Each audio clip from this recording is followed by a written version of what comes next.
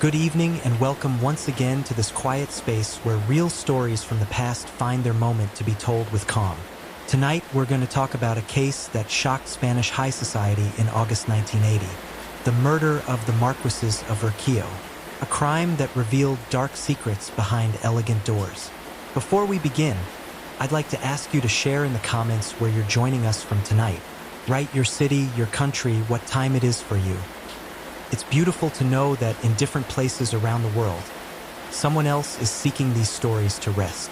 If you enjoy this content, narrated softly to help you relax, consider subscribing to the channel. Turn on notifications. And if you know someone else who seeks quiet stories, share this video. A like helps us greatly to reach more people who need this space of calm. Now get comfortable. Take a deep breath. Close your eyes if you wish, and let me take you to Madrid in 1980, to a mansion in the Salamanca district, where wealth and mystery met in a fatal way. The mansion on Lucana Street in Madrid's Salamanca district was imposing. Built at the beginning of the 20th century with a stone facade, tall windows, carved wooden doors. It was the type of building where Madrid's aristocracy lived. On the first floor lived the Marquesas of Urquio. Javier de Urquio, 74 years old, and his wife Maria de la Esperanza, 73. An elderly couple from one of Spain's most important families. The Urquio surname had history, power, money. They were bankers, aristocrats with connections in the highest circles of Spanish society. Javier was a serious man, educated, of the old school. He had dedicated his life to the family business, to maintaining the surname with dignity. Maria de la Esperanza was an elegant lady, discreet, who moved in the appropriate social circles. They lived quietly in their mansion, surrounded by art, antique furniture, a lifetime of privilege. They had employees who took care of the house. They received visits from family and friends of their same social level. But there was something else in that mansion, something very few knew. The Marquesas had a nephew, Rafael Escobedo, who had lived with them for years. Rafael was 28 years old. He was the son of Javier's sister who had died when Rafael was young. The Marquesas had taken him in as if he were their son. They had given him everything: education, home, money. But Rafael was not like his aunt and uncle. He was not serious, not hardworking. He was a young man who enjoyed the easy life, who spent money, who went out at night, who frequented places that his aunt and uncle would not approve of. The Marquesas were worried about Rafael. They had talked with him several times about his behavior, about his future. But Rafael did not listen. And in the summer of 1980, that tension was about to explode. August 1st, 1980 was a hot Friday. Madrid in August was always hot. Many families had left on vacation to the coast, to the mountains. But the Marquesas had stayed in Madrid. That afternoon, Javier and Maria de la Esperanza had been at home resting. The employees had already left. Only they and Rafael remained in the mansion. Around 9 in the evening, the Marquesas had dinner, light as always. Then they retired to their bedroom. It was their routine. They went to bed early. Rafael was in his room on the upper floor. But that night, Rafael was not alone. There was someone else in the mansion, someone who had entered without anyone seeing. What we do know is what happened next. Around 11 at night, someone entered the Marquesas' bedroom. Javier and Maria de la Esperanza were sleeping, or perhaps reading before sleep. They were attacked brutally with a blunt object, probably a heavy candlestick or a fireplace poker. Both died there in their own bed.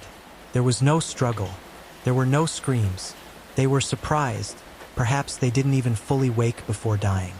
It was quick, it was brutal, it was final. And after the crime, the killer or killers left. They closed the door, left the mansion in silence. And the night continued as if nothing had happened. The morning of Saturday, August 2nd, dawned sunny. The employees arrived at their usual time, around 9, to begin the day's tasks. They rang the bell. No one answered. That was strange. The Marquesas were always awake at that hour. They used their key. They entered the house. Everything seemed normal, orderly, quiet. They called out, "Don Javier, Dona Esperanza." There was no response. They went up the stairs. They approached the bedroom. The door was closed. They knocked. Nothing. One of the employees opened the door, and what he saw left him paralyzed. The Marquises were in bed, motionless. There was blood on the sheets on the walls. It was a terrible scene. The employee ran out. He shouted to the others, "Call the police. The masters are dead." The police arrived within minutes. The Salamanca district was an important area. These things didn't happen there, not to families like the Urquillos. The investigators examined the scene. Two elderly people murdered in their bed, with blows to the head. There were no signs of forced entry. There were no signs of robbery. The jewels were there, the money was there. Nothing of material value was missing. This was not a robbery. It was something personal, something close. The investigators began to ask, who had access to the house? Who knew the Marquises' routine? Who would benefit from their deaths? And all the answers pointed in the same direction. Rafael Escobedo, the nephew. The police looked for Rafael immediately, but he was not at the mansion. He was nowhere they could find. They interrogated the employees. They all said the same thing. Rafael lived there. He had keys. He knew the house. There had been tension lately between him and his aunt and uncle. The Marquises, according to the employees, had talked about changing their will. They were worried about Rafael's behavior, about how he spent money, about his friendships. Rafael was going to inherit a considerable fortune when his aunt and uncle died. But if they changed the will, that would change everything. The police began to build the theory. Rafael knew that his aunt and uncle were considering disinheriting him, and he decided to act before it was too late. But there was a problem. They couldn't find Rafael. He had disappeared completely. They put his photo in all the newspapers, in all the police stations. They alerted airports, train stations, ports. But Rafael seemed to have vanished. Days passed. The media pressure was enormous. The Urquillos were an important family. This was national news. Everyone wanted to know who had killed the Marquises. And then, a week later, a call came to the police. A man who wouldn't give his name said he knew where Rafael was. The police followed the lead, and they found Rafael hidden in an apartment on the outskirts of Madrid, living with a friend who had helped him hide. They arrested him without resistance. Rafael knew he couldn't escape forever. At the police station, under interrogation, Rafael finally confessed. He said yes, that he had killed his aunt and uncle, but that he had not been alone, that he had had help. He mentioned an accomplice, but the details were always confusing. Some reports said it was a close friend, others that it was someone Rafael had hired. It was never completely clear. What was clear was that Rafael Escobedo, the nephew, the heir, had murdered the two people who had given him everything. Rafael Escobedo's trial began in 1981. It was a media trial. The newspapers covered every detail. Madrid's high society was shocked. How was it possible that a nephew would murder his own aunt and uncle? How could someone kill for money the people who had raised him? Rafael's defense tried to argue that he had had mental problems, that he had been under pressure, that he had not acted rationally. But the prosecution presented clear evidence. Rafael had planned the crime.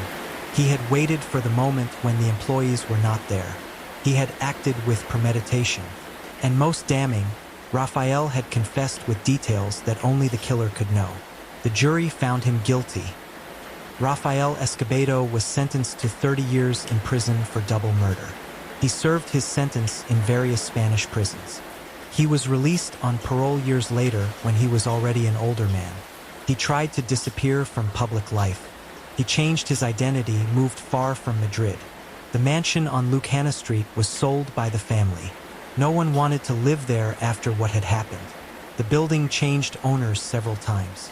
Today, it is a residential building divided into apartments. The Urquillo family never fully recovered from the tragedy.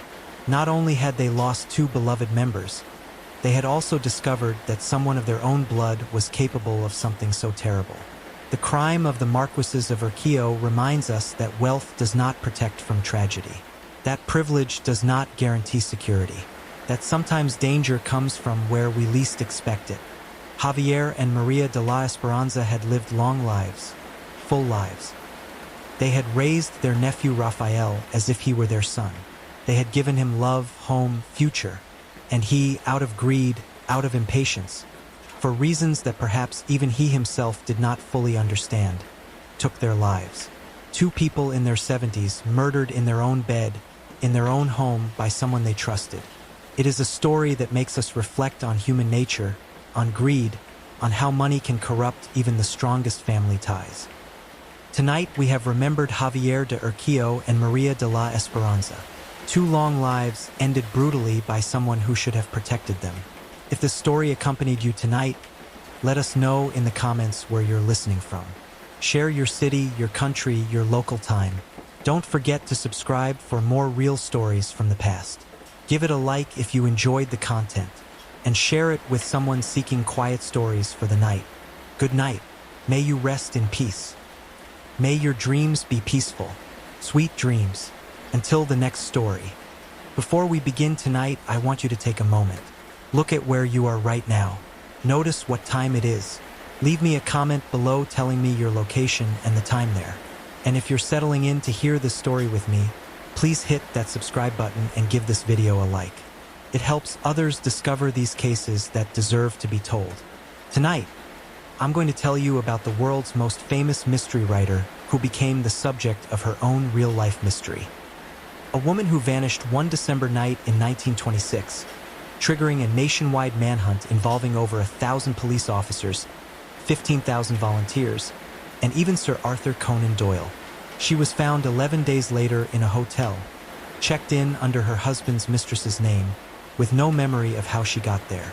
This is the story of Agatha Christie's disappearance. Agatha Mary Clarissa Miller was born on September 15, 1890, in Torquay, Devon, England, the youngest of 3 children in a comfortable upper-middle-class family. Her childhood was relatively happy, though she was educated at home rather than attending school, leading to a somewhat isolated but imaginative upbringing. Agatha grew up reading voraciously. She devoured detective stories, particularly those of Sherlock Holmes creator Sir Arthur Conan Doyle. She began writing poetry and short stories as a young woman, though publication seemed a distant dream. During World War I, Agatha worked as a nurse in a Red Cross hospital, where she gained extensive knowledge of poisons and medicines, knowledge that would prove invaluable in her future career. It was during the war that she met Archie Christie, a dashing Royal Flying Corps pilot. They married on Christmas Eve 1914, just as Archie was about to be deployed to France. After the war, the couple settled into married life. In 1919, their only child, Rosalind, was born. That same year, Agatha published her first novel, The Mysterious Affair at Styles, introducing the world to Belgian detective Hercule Poirot. The book was modest success, but it marked the beginning of a remarkable literary career.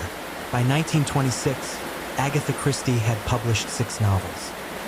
Her sixth, The Murder of Roger Ackroyd, had just been released and was receiving critical acclaim for its innovative twist ending. Her career was ascending. She was becoming known as a clever, reliable writer of detective fiction.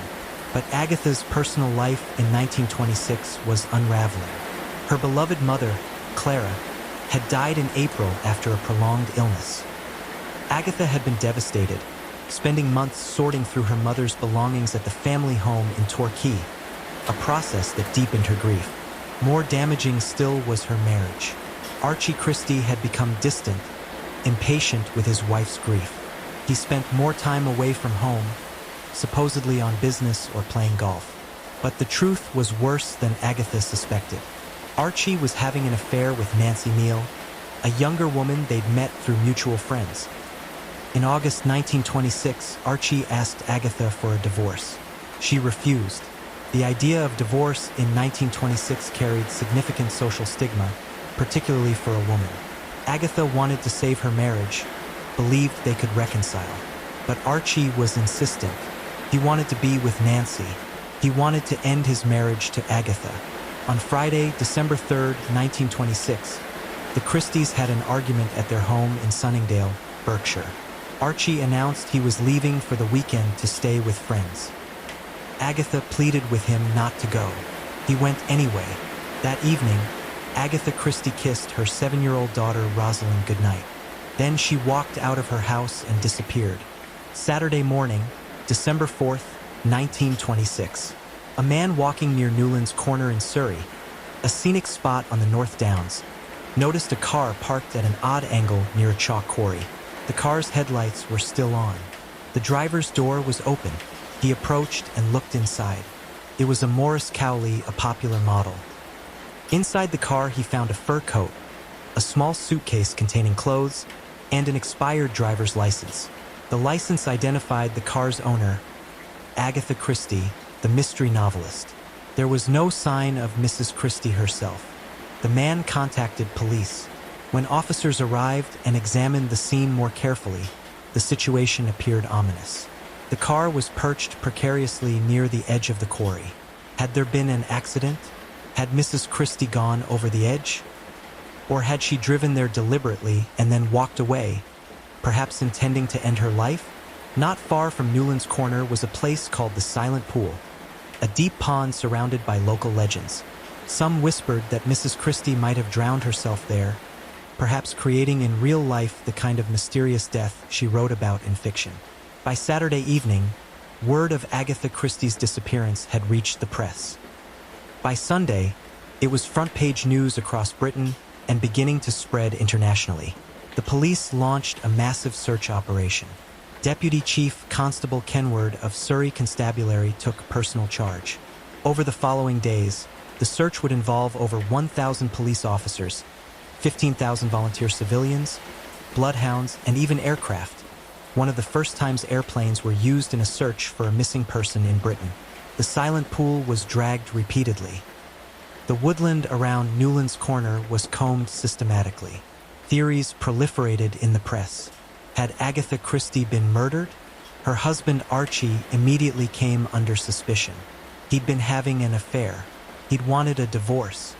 He'd argued with his wife and then left for the weekend. The timing seemed suspicious. Had she committed suicide? The combination of her mother's death, her failing marriage, and the pressure of her growing literary fame might have become too much to bear. Or was this an elaborate publicity stunt? Some cynical observers suggested that a mystery writer couldn't buy better publicity than creating a real-life mystery around herself. As days passed without finding Agatha Christie, the case became a national obsession. Newspapers devoted pages to speculation. The public was gripped by the mystery of the missing novelist. Archie Christie gave interviews defending himself against suggestions he'd harmed his wife. He appeared genuinely distressed, claiming he had no idea where Agatha might be. He said she'd been under strain from her mother's death and their marital problems, but he never imagined she'd disappear.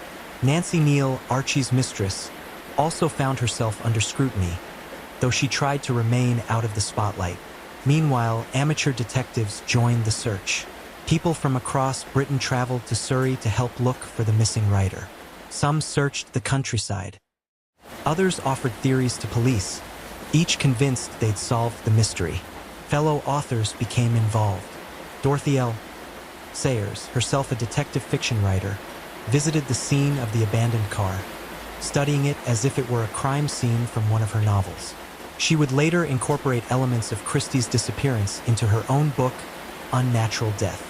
Sir Arthur Conan Doyle, creator of Sherlock Holmes, took an unusual approach. He visited a spiritualist medium, bringing one of Agatha's gloves in hopes the psychic could use it to locate the missing woman. Whatever insights the medium provided, they didn't lead to finding Christie. The reward offered by a newspaper grew to £100, equivalent to about £7,500 in modern currency. Home Secretary William Joynson Hicks personally pressured police to find the novelist. But despite all efforts, Agatha Christie remained missing. 5 days, 6 days, a week, no credible sightings, no body, no ransom demand, no communication whatsoever. Detectives began examining Christie's recent manuscripts and letters for clues. Had she left hints in her writing about what she planned to do? But her unpublished work offered no revelations. Then, on December 4th, the day her car was found, something occurred that wouldn't be discovered until much later. Agatha Christie had tea in London and visited Harrods department store, marveling at the Christmas displays. She'd been in London while police searched Surrey. From London, she'd traveled north to Yorkshire, to the spa town of Harrogate. The Harrogate Hydropathic Hotel, known locally as the Hydro, was an upscale spa resort in the Yorkshire town of Harrogate, about 200 miles north of London. Harrogate was famous for its mineral springs and attracted wealthy visitors seeking health treatments and relaxation. On Saturday, December 4th, 1926, the same day her car was found abandoned in Surrey, a woman checked into the Hydro. She signed the register as Mrs. Teresa Neal from Cape Town, South Africa. Teresa Neal, the surname of Archie Christie's mistress. Whether this was conscious choice or subconscious expression of her trauma, no one would ever know for certain. The woman claiming to be Mrs. Neal fit in well at the hotel. She dressed smartly. She took her meals in the dining room. She participated in evening dances. She chatted pleasantly with other guests. She appeared to be exactly what she claimed, a South African woman on holiday, enjoying the amenities of a fashionable spa town. She read newspapers each day in the hotel lounge. Those newspapers contained front-page stories about the search for missing novelist Agatha Christie, complete with photographs. But Mrs. Neal showed no reaction to the stories, no sign of recognition. Other guests noticed her.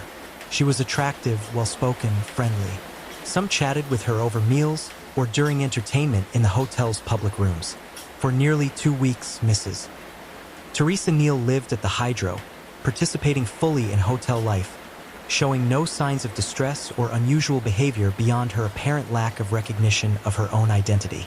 Then, on Tuesday, December 14th, 10 days after Agatha Christie's disappearance, a waiter at the hotel had a realization. The woman calling herself Mrs. Neal looked familiar. He'd seen her photograph in the newspaper, the missing novelist.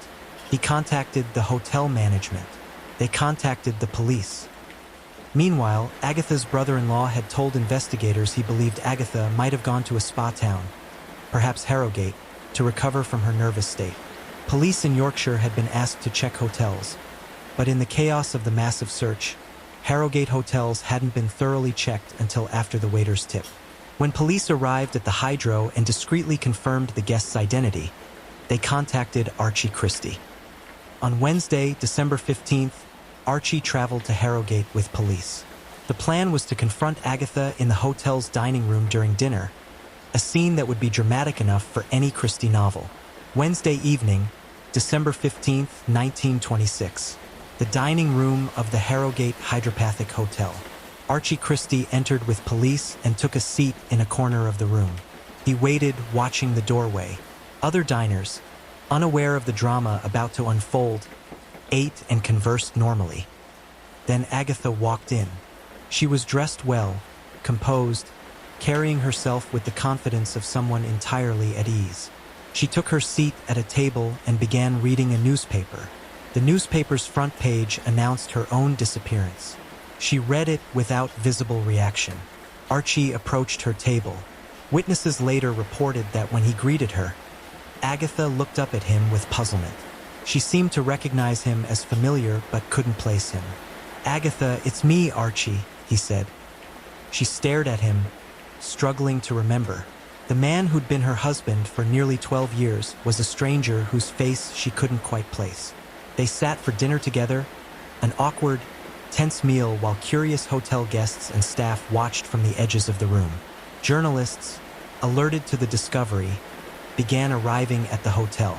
Archie Christie told reporters his wife was suffering from complete memory loss, possibly from a concussion sustained during a car accident. 2 doctors examined Agatha that evening and confirmed she appeared to be in a state of amnesia, unable to recall how she'd arrived in Harrogate or anything about her disappearance. The next day, the Christies traveled by train back to London. At King's Cross Station, hundreds of people gathered to catch a glimpse of the novelist whose disappearance had captivated the nation. The crowd was so large that police had to escort the couple through. From London, Agatha was taken to Abney Hall in Cheshire, the home of her sister Madge and brother-in-law James. She stayed there in seclusion for weeks, shielded from the press, reportedly recovering from what her family described as a nervous breakdown. But the public reaction to her reappearance was mixed. Some expressed relief and sympathy. Others were skeptical. The amnesia story seemed too convenient. Had she orchestrated an elaborate hoax? In the 98 years since Agatha Christie's disappearance, multiple theories have been proposed to explain what happened during those 11 days. The publicity stunt theory suggests Christie deliberately disappeared to generate attention for her books. The timing, shortly after publication of The Murder of Roger Ackroyd, seemed suspicious to cynics. And indeed, the publicity worked spectacularly. Newspapers serialized her novels next to stories about her disappearance, and her book sales doubled. But this theory has significant problems. Christie was already successful. She didn't need a publicity stunt. Moreover, the personal cost was enormous. Her reputation suffered, with many people viewing her as manipulative or attention-seeking. The stigma followed her for years. The revenge plot theory suggests Christie disappeared to frame her husband for murder. By abandoning her car near a quarry and vanishing, she ensured Archie would be suspected. The timing of her disappearance forced him to cancel a planned weekend with Nancy Neal, ruining their plans and subjecting both to police scrutiny. This theory requires believing Christie was vindictive and calculating even in her emotional distress. It also assumes she was sound enough mentally to plan and execute an elaborate scheme. The genuine amnesia theory, supported by contemporary doctors who examined her, suggests Christie experienced what's now called a dissociative fugue state. This is a rare psychological condition where someone experiencing extreme trauma or depression essentially steps outside their normal identity and creates a temporary alternate personality. Modern psychologist Dr. Andrew Norman argues Christie was indeed in a fugue state. The trauma of her mother's death combined with her husband's betrayal and request for divorce created unbearable psychological pressure. Her mind, unable to cope, essentially shut down her sense of self. In a fugue state, people can perform complex tasks, traveling, checking into hotels, conversing normally with strangers, but they have no connection to their previous identity or memory of their actions during the fugue. The name she chose, Teresa Neal, wasn't conscious mockery of her husband's mistress, but rather her subconscious mind's attempt to process the betrayal. She became the other woman, perhaps psychologically trying to understand what Archie saw in Nancy. For decades, Agatha Christie refused to discuss her disappearance publicly. She became intensely private, rarely granting interviews, carefully controlling her public image. But in 1928, during her divorce proceedings, she gave one detailed interview to the Daily Mail explaining what had happened. The interview has been largely overlooked by people who prefer to believe she staged the disappearance. In that interview, Agatha stated she'd been in extreme emotional distress the night of December 3rd, 1926. She'd felt suicidal. She'd driven her car to Newlands Corner with confused intentions. After crashing the car and hitting her head, she'd wandered in a dissociated state, eventually making her way to a train station and traveling to Harrogate. She described having no memory of being Agatha Christie during those 11 days. She genuinely believed she was Teresa Neal from South Africa. When her husband appeared at the hotel, she'd recognized him as familiar but couldn't place him. After psychological treatment, she was able to piece together some of what had happened, but gaps remained. The trauma had been so severe that her mind had essentially shut down to protect itself. Modern biographer Lucy Worsley, in her book Agatha Christie, a very elusive woman, argues persuasively that Christie's disappearance was exactly what she claimed: a serious mental health crisis, not a game or publicity stunt. Worsley points out that Christie paid a heavy price for her disappearance. She was viewed with suspicion by many. Her reputation suffered. She was accused of wasting police time and public resources. The press was often cruel, suggesting she was a tricksy, difficult woman, rather than recognizing she'd been seriously ill. The incident shaped how Christie presented herself for the rest of her career. She became self-deprecating, downplaying her enormous success, avoiding publicity. She never wanted to be the center of attention again. She divorced Archie in 1928. He married Nancy Neal shortly afterward. Agatha found happiness again with her second husband, archaeologist Max Mallowan, whom she married in 1930. That marriage lasted until her death in 1976. But she never forgot those 11 days. In her autobiography, written late in life, she devoted only a few paragraphs to the incident, calling it a time when she'd been ill and had suffered from a complete loss of memory. Agatha Christie went on to become the best-selling novelist of all time, with only the Bible and Shakespeare's works exceeding her sales. She wrote 66 detective novels and 14 short story collections. She created enduring characters like Hercule Poirot and Miss Marple. Her play, The Mousetrap, has run continuously in London's West End since 1952. But the mystery of her 11-day disappearance in December 1926 continues to fascinate. It's a story that seems to belong in one of her own novels. A woman vanishes from her car at night, is searched for by thousands, and is found days later with no memory, checked into a hotel under an assumed name. The truth, however uncomfortable, is probably the least sensational explanation. Agatha Christie had a severe mental health crisis. She was grieving her mother, facing divorce, under pressure from her growing fame, and her mind simply broke under the strain. In 1926, mental illness carried enormous stigma. Admitting to psychiatric problems could destroy a reputation. The press and public couldn't accept that the clever mystery writer had simply been human, vulnerable, suffering. So they invented more dramatic explanations. Publicity stunts, revenge plots, elaborate games. These narratives were more comfortable than acknowledging that even the most successful, creative people can experience devastating. Before we begin tonight, I want you to take a moment. Look at where you are right now. Notice what time it is. Leave me a comment below telling me your location and the time there. And if you're settling in to hear this story with me, please hit that subscribe button and give this video a like. It helps others discover these cases that deserve to be told. Tonight, I'm going to tell you about a 4-year-old boy who was snatched from his front yard in 1984, while his mother looked away for just moments. A family terrorized for years by anonymous letters and calls from someone they called the Crow, a father who shot his own cousin in revenge, a mother accused of killing her own child, and a murder that remains unsolved 40 years later, tearing apart a family and haunting an entire nation. This is the story of little Gregory Villemin, France's most infamous unsolved case. Lepangy-sur-Vallon. It's a small village in the Vosges Mountains of eastern France, population barely 900. In 1984, it was the kind of place where families had lived for generations, where everyone knew everyone, where secrets were impossible to keep and grudges could fester for lifetimes. Gregory Villemin was born on August 24, 1980. He was the only child of Jean-Marie and Christine Villemin, a young couple in their mid-20s who were building what appeared to be a successful life together. Jean-Marie worked as a foreman at a local car parts factory. It was a good job with decent pay and prospects for advancement. Christine worked in a textile factory. Together, they earned enough to buy a handsome house in Lepangy-sur-Vallon, what locals called a chateau, though it was really just a nice villa. They owned 2 cars. They had leather furniture.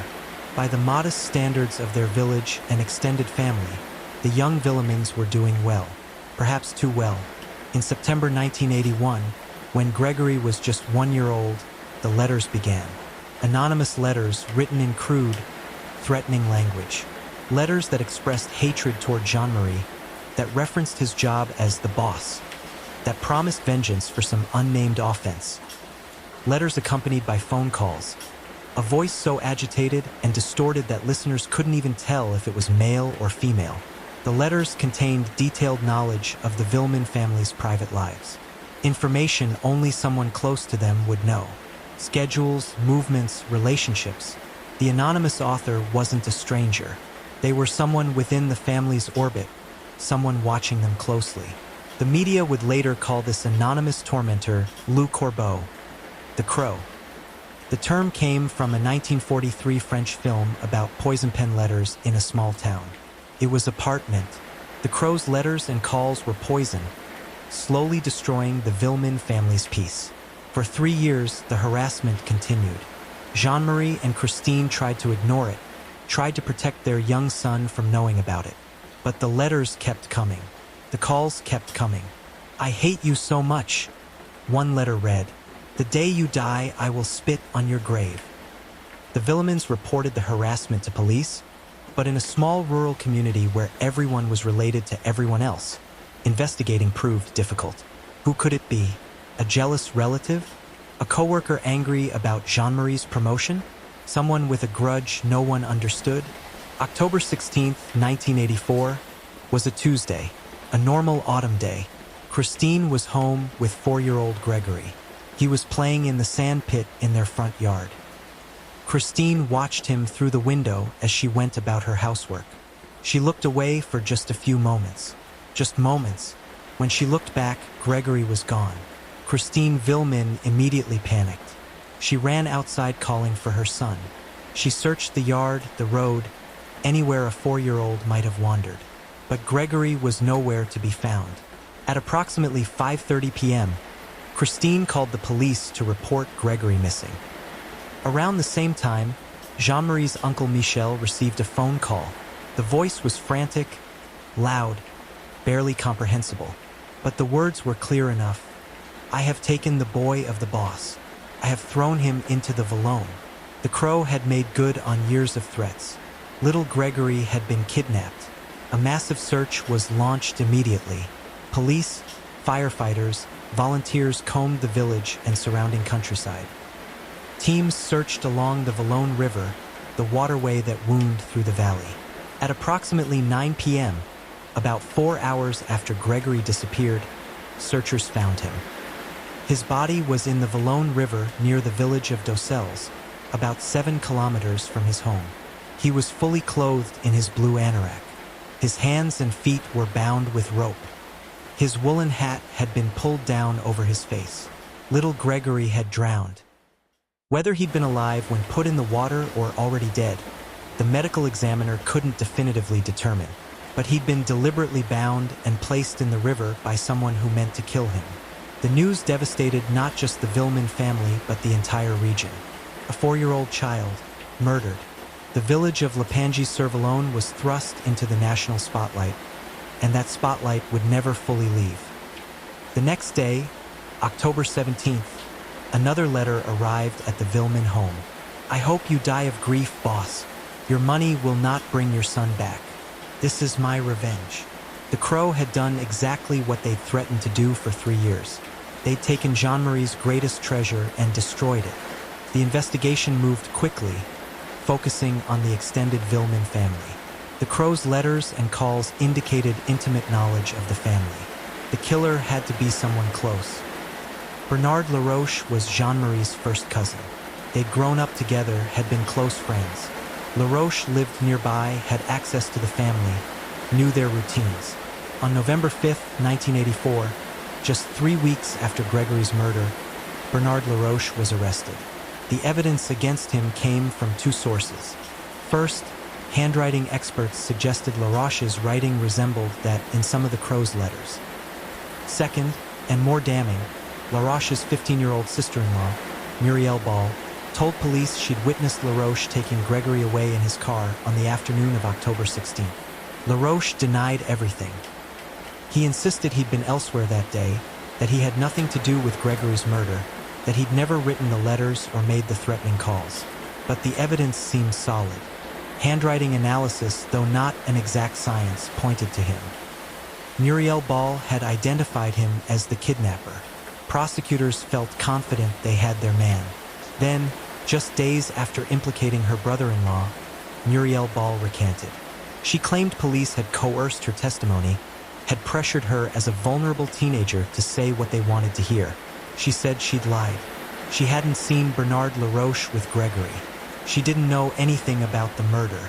The case against Laroche began to crumble. The handwriting analysis was deemed inconclusive. Without Muriel's testimony, there was no direct evidence linking him to the crime. On February 4th, 1985, a judge ordered Bernard Laroche released from custody. There was insufficient evidence to hold him or proceed to trial. Jean-Marie Villemin was in the courtroom that day. He watched his cousin walk free, the man he believed had murdered his son. In front of reporters and cameras, Jean-Marie made a public vow. "I will kill him." Police should have taken the threat seriously. They should have offered LaRoche protection. They did neither. On March 29, 1985, Bernard LaRoche was leaving work at a sawmill when Jean-Marie Villemin appeared. Jean-Marie shot his cousin multiple times, killing him in the factory parking lot in front of witnesses. Jean-Marie was arrested immediately. He was eventually convicted of murder and sentenced to 5 years in prison, serving 4 before his release. Bernard LaRoche's widow successfully sued the French state for failing to protect her husband after Jean-Marie's public threats. But the damage was done. LaRoche was dead, unable to defend himself, unable to prove his innocence or confess his guilt. And Gregory's murder remained unsolved. With Bernard LaRoche dead and the investigation stalled, attention turned to an unthinkable possibility. Had Christine Villemin killed her own son? In March 1985, graphologists examining the crow's letters identified Christine's handwriting in some of them. Cord identical to that used to bind Gregory's hands and feet was found in the basement of the Villemin home. More circumstantially, Christine had been seen at the post office on the day of Gregory's murder. What was she mailing? Some of the crow's letters had been postmarked from that office. In July 1985, Christine Villemin was arrested and charged with murdering her son. The accusation was devastating. Not only had Christine lost her child, now she was accused of killing him. The media descended on her with savage intensity. Speculation about her guilt dominated French newspapers and television. The famous writer Marguerite Duras wrote an article for Liberation newspaper suggesting Christine had killed Gregory in a moment of maternal psychosis. Duras had no evidence, no expertise in psychology or criminology. But her celebrity gave weight to her baseless theories, helping to whip up public judgment against Christine. Christine was pregnant with twins at the time of her arrest. The stress of the accusation and the investigation caused her to launch a hunger strike. After 11 days, she collapsed and miscarried, losing one of the twins. The case against Christine was built largely on the graphology analysis and circumstantial evidence. But handwriting analysis is subjective and often unreliable. The cord found in the basement proved nothing. Many households have similar rope. Her presence at the post office on October 16th didn't prove she'd mailed anything incriminating. Most fundamentally, there was no plausible motive. Why would Christine murder her own son? The prosecutors couldn't explain it beyond vague theories about mental instability. In February 1993, after years of legal battles, a court issued a rare order forbidding Christine's prosecution. The evidence was insufficient. She was innocent, but the damage to her reputation was permanent. Many people continued to believe she'd killed Gregory despite the lack of evidence and the court's exoneration. The Gregory Villemin case didn't just destroy the lives of Jean-Marie and Christine. It tore apart an entire extended family and exposed the dark underbelly of a small rural community. The motivation for Gregory's murder, investigators believed, was jealousy. Jean-Marie had succeeded professionally while some of his relatives struggled. He'd built a nice house while they lived more modestly. He'd risen to a supervisory position, becoming the boss that the crow's letters obsessively referenced. In the close, insular world of Lapangee-sur-Vallon, such success bred resentment. The Villemin and LaRoche families, all interconnected through marriages and generations of living side by side, fractured into factions. Some believed Bernard LaRoche had killed Gregory. Others insisted he'd been innocent, making Jean-Marie a murderer who'd killed the wrong man. Still others believed Christine was guilty despite her exoneration. Jean-Marie's parents, Albert and Monique Villemin, had also received crow letters over the years. They became embroiled in the investigation, suspected at various times of involvement or knowledge they weren't sharing. Jean-Marie's half-sister Jeanette Villemin was arrested in 2017 but later released without charge. Gregory's great-aunt and great-uncle, Jacqueline and Marcel Jacob, were arrested the same year based on new handwriting analysis suggesting Jacqueline had written some of the Crow letters. The Jacobs were elderly by then, in their 70s. They denied involvement. Their lawyers argued there was no scientific proof, that handwriting analysis alone wasn't sufficient to convict. They were eventually released as well. The case had a tragic coda. Jean-Michel Lambert, the investigating magistrate who'd initially handled the case in 1984, committed suicide in 2017. He'd been heavily criticized for his investigation, for the wrong turns and mistakes that had allowed the real killer to escape justice. The weight of that failure and the public condemnation that came with it apparently became too much to bear. Jean-Marie and Christine Villemin relocated to the Paris area to escape the village where their son had been murdered and their lives destroyed. They had 3 more sons, but never forgot Gregory. They've spent 40 years fighting for justice, cooperating with periodic reinvestigations, hoping that someday, someone will finally be held accountable. The Gregory Villemin case has never been officially closed. It's been reopened multiple times as new forensic techniques became available. In 2000, DNA testing was conducted on stamps used on the Crow letters. The results were inconclusive. In 2008, more sophisticated DNA testing was attempted on the letters, the rope that bound Gregory, and other evidence. Again, inconclusive. In 2013, DNA testing on Gregory's clothing and shoes. Still inconclusive. The problem, investigators explained, was that the available DNA was contact DNA, trace amounts from touching items, rather than blood or other biological material that would provide definitive identification. Contact DNA can be ambiguous, contaminated, difficult to interpret with certainty. In 2017, the case was reopened yet again. This time, modern analysis techniques applied to the letters and recorded phone calls led investigators to believe the Crow was actually 2 people, a man and a woman working together. This led to the arrests of Marcel and Jacqueline Jacob and Jeanette Villemin in June 2017. The theory was that they'd conspired with Bernard Laroche to terrorize Jean-Marie's family out of jealousy over his relative prosperity. But the evidence remained circumstantial. Handwriting analysis suggested Jacqueline might have written some letters. Voice analysis couldn't definitively identify anyone from the distorted phone recordings.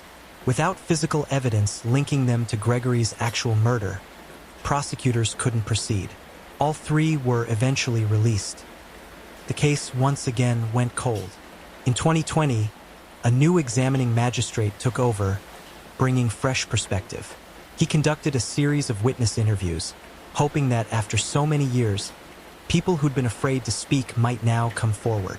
In March 2024, an appeals court ordered fresh DNA and voice analysis at the request of Jean-Marie and Christine, who have never stopped fighting. They believe modern technology, particularly advances in AI-assisted voice recognition and DNA genealogy, might finally identify their son's killer. As of late 2024, this new analysis is ongoing. The Villemins, now in their 60s, continue to hope. But 40 years is a long time. Many potential suspects are now dead. Evidence has degraded. Memories have faded. The Gregory Villemin case has become embedded in French national consciousness in ways similar to how JFK's assassination haunts America or Madeleine McCann's disappearance haunts Britain. It's been the subject of thousands of newspaper articles, dozens of books, multiple television documentaries, including a 2019 Netflix series. It's been analyzed in university research projects, debated endlessly in French media, discussed by every generation of French people who've lived through it. The case represents a perfect storm of tragedy. A child murdered, family destroyed, a justice system that failed spectacularly, accusing innocent people while the real killer escaped. A media that abandoned responsibility, promoting unfounded theories and destroying reputations. A small community torn apart by suspicion and accusation. The case also reveals darker truths about rural French life. The jealousies that fester in close communities. The way success can breed resentment. The long memories for slights real and imagined. The willingness of someone to murder a 4-year-old child as revenge for perceived injustice. Who killed little Gregory? After 40 years, we still don't know with certainty. Bernard Laroche remains the prime suspect for many, including some investigators and the Villemin's lawyers. But Laroche is dead, killed by Jean-Marie before he could be proven guilty or innocent. Was it the Jacobs, as some evidence suggests? Were they part of a conspiracy with Laroche? Or were they uninvolved, merely suspects in an investigation desperate for someone to blame? Was it someone else entirely, someone who's never been seriously investigated, who's lived 40 years knowing they got away with murder? The Crow letters stopped after Laroche's death in 1985, which some take as evidence he was the killer. But a final letter was reportedly received by Gregory's grandmother in summer 1985, suggesting either Laroche wasn't the Crow or he had accomplices who continued after his death. Gregory Villemin was 4 years old when he died. A little boy who loved to play, who had his whole life ahead of him, who was murdered for reasons he couldn't have understood, punished for his father's success in a crime that defies comprehension. His murder remains unsolved 40 years later. His parents have lived their entire adult lives seeking justice that's been denied. His killer or killers has never been definitively identified or held accountable. The case has destroyed multiple lives beyond Gregory's own. Bernard Laroche, shot dead by Jean-Marie. Christine Villemin, accused of killing her son and losing a twin to miscarriage from the stress. Jean-Michel Lambert, the magistrate who committed suicide. The extended family, fractured beyond repair. The village of Lapangee-sur-Valognes, forever associated with this tragedy. French prosecutors continue to work the case. The latest DNA and voice analysis may finally provide answers. Or it may be another dead end in a 40-year chain of disappointments. Gregory Villemin deserves justice. His parents deserve to know who killed their son before they die. France deserves resolution to a case that has haunted the national psyche for 4 decades. If this story has moved you, please remember to like this video and subscribe to this channel. Share Gregory's story. Remember the little boy whose life was stolen for reasons that make no sense. Thank you for listening tonight.